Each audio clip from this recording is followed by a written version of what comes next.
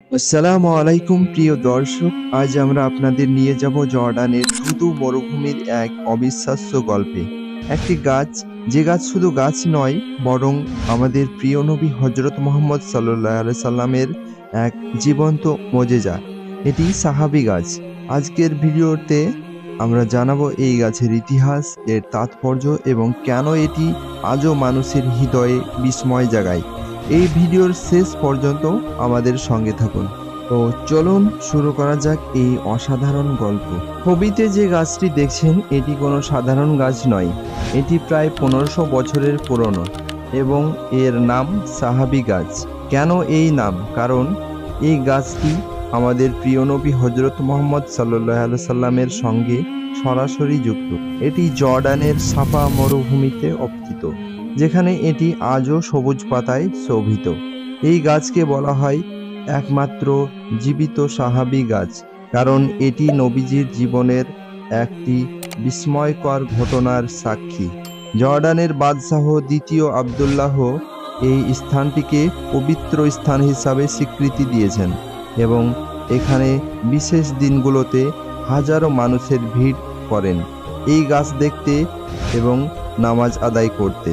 কিন্তু এই গাছের সঙ্গে নবীজির কি সম্পর্ক? চলুন জানি গল্পের শুরু। ঘটনাটি 582 খ্রিস্টাব্দের।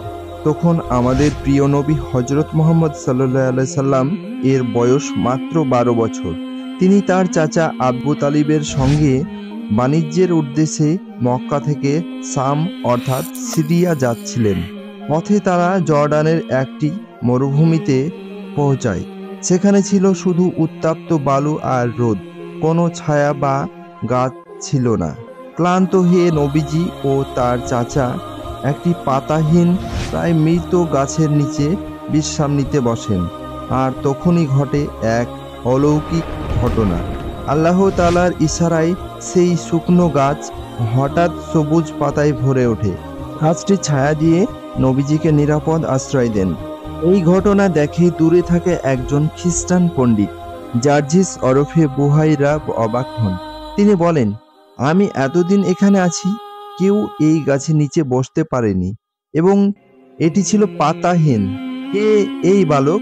যখন তিনি জানতে পারেন এই বালকের নাম মোহাম্মদ, তিনি তৎক্ষণাৎ বুঝে যান যে এই বালক সেই প্রতীক্ষিত শেষ নবী, যিনি পৃথিবী থেকে পৌত্তলিকতা দূর করে একত্ববাদ প্রতিষ্ঠা করবেন।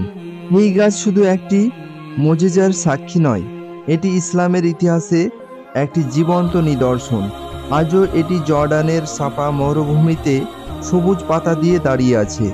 স্থানীয়রা এটিকে একটি পবিত্র স্থান হিসাবে বিবেচনা করেন।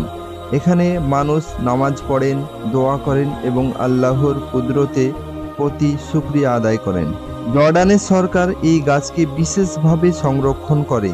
এটি এমন একটি স্থান যেখানে মুসলিমরা নবীজির জীবনের এই অলৌকিক ঘটনার কথা স্মরণ করেন। এই গাছ আমাদের মনে করিয়ে দেয় যে আল্লাহ তাআলার কুদরতের কোনো সীমা নাই।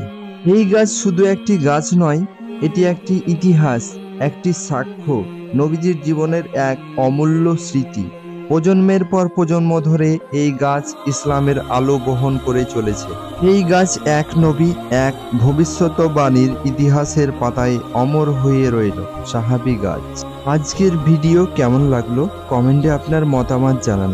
এই গল্প যদি আপনার হৃদয় ছুঁয়ে থাকে তাহলে ভিডিওটি শেয়ার করুন আপনার প্রিয়জনের সঙ্গে। আমাদের চ্যানেল এর এমন আরও ইসলামিক গল্প ইতিহাস পেতে সাবস্ক্রাইব করুন এবং বেল আইকনটি প্রেস করুন।